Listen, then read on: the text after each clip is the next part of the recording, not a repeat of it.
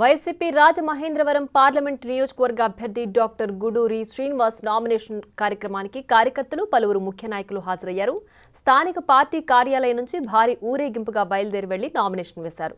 ముందుగా పలు దేవాలయాల్లో ప్రత్యేక పూజలు నిర్వహించారు.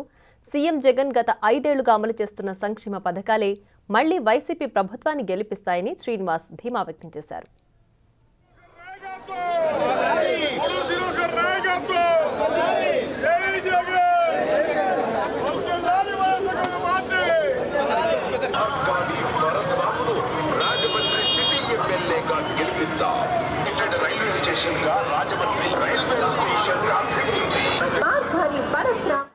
తారీఖు 10 గంటల 47 నిమిషాలకి నేను నామినేషన్ దాఖలు చేస్తున్నాను. వైఎస్ఆర్ కాంగ్రెస్ పార్టీ తరఫున జగన్మోహన్ రెడ్డి గారి పిలుపు మేరకు నేను రాజకీయాల్లో వచ్చాను.